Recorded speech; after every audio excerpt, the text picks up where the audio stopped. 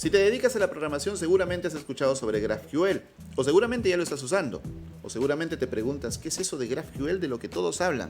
En este video te lo vamos a responder. Y para eso vamos a ponernos primero en contexto. Y es que en el mundo del software necesitamos acceder a los datos, ya sea leerlos, editarlos, borrarlos, manipularlos según nuestros permisos, pero necesitamos acceder a los datos. ¿Y cómo accedemos a los datos? Hay varias formas, pero la más común es a través de una API. ¿Qué es una API o API? Es una comunicación entre aplicaciones. Para no ponernos técnicos, te invito a ver un video que tenemos aquí en EDTeam donde te lo explicamos en mucho detalle, muy chévere, para que no te queden dudas de qué cosa es una API. El tipo más común de APIs es REST. REST es un tipo de arquitectura y todo eso te lo explicamos en este video. Entonces, una API es una capa de comunicación a través de la cual una aplicación puede leer los datos de otra. Por ejemplo, frontend puede leer los datos de backend. Pero también podríamos leer los datos de Facebook y pintar en nuestra aplicación tus amigos de Facebook, podríamos leer los datos de Google, de Twitter, de GitHub, etc. Las integraciones entre aplicaciones se hacen a través de APIs. Y como te decía, el tipo más usado de APIs es REST. Pero en determinado momento a Facebook REST le quedó corto. ¿Por qué? Porque Facebook es una monstruosidad. Podemos estar de acuerdo o no en cómo Facebook maneja la información de los usuarios, etcétera, en su modelo de negocio. Pero a nivel puramente técnico, a nivel puramente de ingeniería, Facebook es una cosa impresionante. Porque se enfrentan a retos gigantescos y han tenido que crear nuevas tecnologías, han tenido que cambiar de paradigmas varias veces para afrontar estos retos enormes. Tienen miles de millones de usuarios conectándose, chateando, escribiendo, publicando. Entonces imagínate soportar toda esa carga. REST les quedó corto y entonces ellos inventaron GraphQL. GraphQL es un nuevo tipo de API creado por Facebook que cambia completamente el paradigma de REST. ¿Esto significa que GraphQL vino a matar a REST y que REST está muerto? No, por Dios, no. Aléjate de la gente que dice ese tipo de frases. REST sirve muy bien, existen aplicaciones gigantes funcionando con REST y GraphQL fue algo que creó Facebook para un problema muy específico de ellos. Obviamente que tú puedes ver GraphQL y decir, oye, esto me interesa, yo también quiero usarlo. Entonces perfecto, lo puedes utilizar. Para eso es este video, para contarte las ventajas que tiene GraphQL, cómo funciona y que tú decidas si quieres aprenderlo y aplicarlo a tus proyectos. Ahora bien, si quieres aprenderlo, obviamente el lugar indicado es EDTeam. Puedes ir a ed.team/cursos GraphQL para aprender GraphQL a fondo, echar código y crear tu primer proyecto. Además, aprovecha que estamos en descuento por esta temporada. Volviendo al video, hablemos de qué cosa es GraphQL. GraphQL, como ya dijimos, es una nueva forma de ver las APIs, pero ya a nivel más específico podemos separarlo en dos caras. En primer lugar, el lado del cliente. De ahí viene la QL. Query Language. ¿Qué cosa es un lenguaje de consultas? Te estarás preguntando. Bueno, es un lenguaje, una sintaxis para consultar datos con ciertos parámetros. Por ejemplo, tú podrías decir, quiero saber todas las ventas de más de $100 del mes de marzo de 2020. Haces esa consulta con una sintaxis y la base de datos te devuelve la información. Eso es un lenguaje de consultas. El más común que seguramente conoces es SQL para las bases de datos relacionales. Pero siempre tenemos a SQL en el lado del backend. Ahora imagínate que en el lado del frontend o del cliente, porque también podría ser una aplicación móvil el cliente, pero ahora tener un lenguaje de consultas en el cliente. Ese es un cambio de paradigma muy grande. Hacer consultas en el cliente. Por otro lado, en el lado del servidor tenemos un entorno de ejecución para entregar esas consultas, porque claro, tú tienes un lenguaje de consultas en el cliente, pero ¿quién te procesa esas consultas? En SQL el motor de base de datos te las procesa, pero acá ¿quién? Pues en el servidor necesitamos ese entorno de ejecución. Entonces nosotros hacemos la consulta, el servidor procesa esas consultas, se conecta con la base de datos y nos envía la información. Ahora, GraphQL es completamente independiente del lenguaje y de la base de datos. Es decir, puede ser una base de datos relacional, no relacional, puede ser una API REST, es decir, no necesitas desaparecer a todas tus API REST si quieres usar GraphQL. Podrías escribir GraphQL por encima que se conecte a tu API REST y exponer GraphQL para tu cliente. O podrías consumir otra API de GraphQL. Y por el lado de los lenguajes también lo puedes hacer con JavaScript, con Python, con Go, con PHP. Eso es lo chévere, es completamente independiente. Entonces, ¿cuál es la principal diferencia entre GraphQL y REST? Si tú ya usas REST, atento con esto. Y es que en REST el backend controla la petición, mientras que en GraphQL el cliente controla la petición. ¿Cómo es esto? Hablemos del concepto de endpoint. Un endpoint es una URL, para ponértelo en sencillo, es más complejo, pero es una URL a la que yo me conecto y de ahí me traigo toda la información. Esa URL es creada por backend. Entonces backend te dice, oye, aquí está el endpoint de todos los usuarios. Entonces frontend se conecta a ese endpoint y se descarga a los usuarios. Pero lo que venga en ese endpoint, la información que esté ahí, la define backend. Mientras que en GraphQL el cliente, al tener un lenguaje de consulta, se conecta al endpoint, pero puede definir qué va a pedir.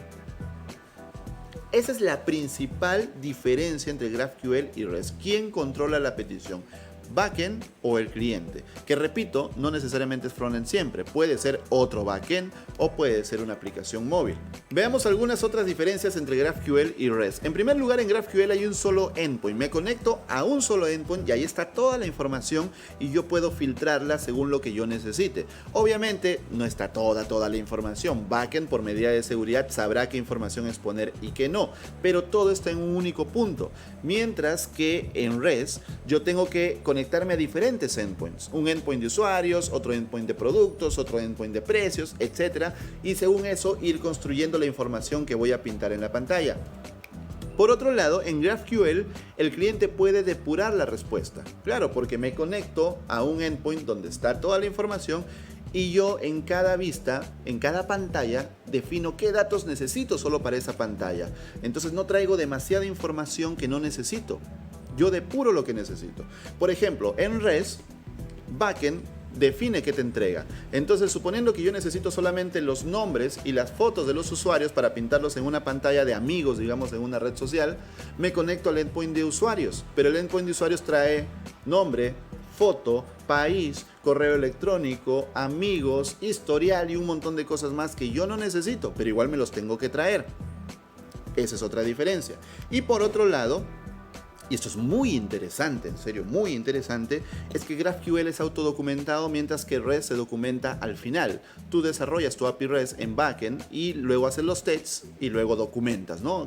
A través de una herramienta creas un HTML bonito para que luego frontend o cualquier cliente pueda leer esa documentación y sepa qué puede hacer con ese endpoint.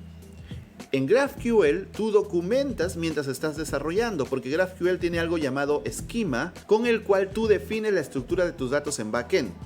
Cuando el cliente se conecta al endpoint, obtiene ese esquema y de esa manera puede saber exactamente toda la estructura que hay en tu API GraphQL.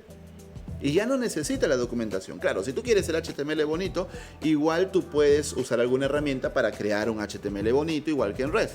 Pero directamente ya se está documentando mientras se está creando la API. GraphQL funciona en 3 sencillos pasos. En primer lugar, hay que definir en backend nuestra estructura de datos. Hay que mapear los datos y definir una estructura bien clara para que el cliente pueda consultar la información usando el lenguaje de consultas GraphQL que requiere esa estructura en backend, si no, no va a funcionar. Y en tercer lugar, el cliente recibe solamente lo que él necesita. Si el cliente solamente necesita usuario y foto, solamente eso pide y eso se le entrega. Sencillo. Pero pongámonos un poquito más técnicos para entender por debajo qué está pasando. En primer lugar, GraphQL usa un sistema de tipos para estructurar la información. El paso 1 del slide anterior. Hay varios tipos de tipos. Suena trabalenguas, pero es así. Por ejemplo, está el tipo objeto, que representa una entidad en base de datos. Por ejemplo, el tipo usuario, el tipo producto, el tipo curso, el tipo profesor y así. Están los tipos queries también, que representan las consultas, la petición de datos. Están los mutations, que si haces REST sería el equivalente a post, delete y update. Es decir, todas las variaciones en los datos. Y están los subscriptions, que son eventos en tiempo real que se comunican a través de un WebSocket. Entonces, tú estructuras todo esto, los queries, los mutations, los subscriptions y los objetos, que son las entidades de datos, y ya está estructurada tu data, y todo eso se llama esquema. El esquema Es como un contrato que le comunica al cliente cómo va a consultar la información. Y justamente esta es la famosa autodocumentación de GraphQL. Cuando el cliente se conecta, tiene acceso a ese esquema y puede revisar cómo está estructurada la información y saber qué va a recibir y qué cosas puede pedir. Para que me lo entiendas mejor, te voy a poner un poquito de código. Mira, ahí tienes dos tipos de objetos. El tipo curso, type course, y el tipo teacher. Y fíjate que en el curso exponemos el nombre, que va a ser un string, exponemos la descripción del curso, que va a ser otro string, exponemos el precio del curso, que va a ser un número, y exponemos el profesor, que va a ser un teacher. Y tú dirás, oye, pero tipo de dato teacher, eso no existe. Es que no confundas los tipos de datos con los tipos en GraphQL. Tú puedes crear tus propios tipos en GraphQL. De hecho, mira más abajo que dice type teacher, mira. Ah, ok. Entonces, acá estoy solicitando al teacher que he definido más abajo. Y fíjate que el teacher tiene el nombre, que es un string, y la lista de cursos, que es un array de cursos. Y ese curso justamente es el tipo que tenemos arriba. Y de esa manera vamos estructurando todo.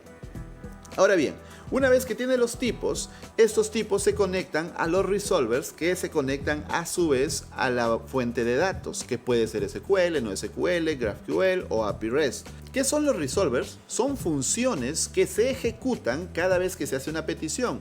Esas funciones se conectan al esquema para entender la estructura de datos y se conectan a la fuente de datos para poder devolverle al cliente los datos que está solicitando.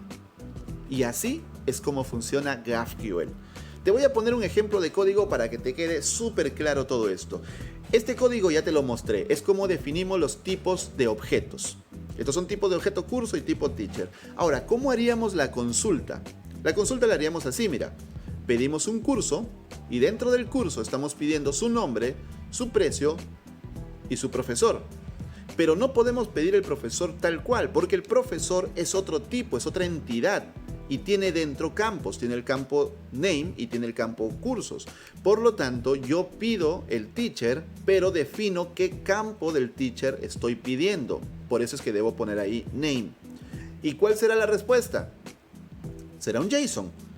Miren, la entidad curso, dentro tiene el nombre, que es GraphQL, dentro tiene el precio, que es 20, luego tiene el teacher, y dentro del objeto teacher tiene la propiedad name, que es Josh Ospina, que es el profesor de GraphQL.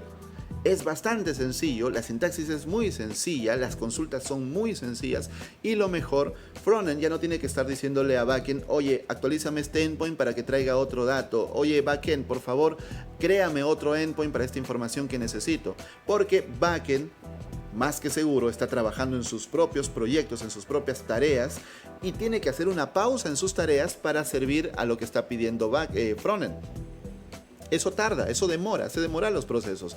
Y a la vez frontend tiene que quedarse cruzado de brazos porque no puede avanzar mientras backend no le envíe esa información que ellos necesitan. Entonces GraphQL es una gran opción para acelerar el trabajo y además al ser una sola petición y al controlar exactamente la respuesta puede darnos aplicaciones más rápidas. Ahí está la gran ventaja. ¿Te ha gustado GraphQL? Si te ha gustado esta explicación y quieres saber más a fondo cómo funciona, quieres hacer código, quieres crear tus resolvers, quieres crear tu esquema de GraphQL, quieres crear una aplicación para consumir los datos a través de GraphQL, te invito al curso GraphQL desde cero con el profesor Josh Ospina. Entra nada más a ed.team/cursos/GraphQL para empezar ya mismo. Y repito, estamos en descuento por esta temporada para que puedas estudiar desde tu casa y nunca te detengas.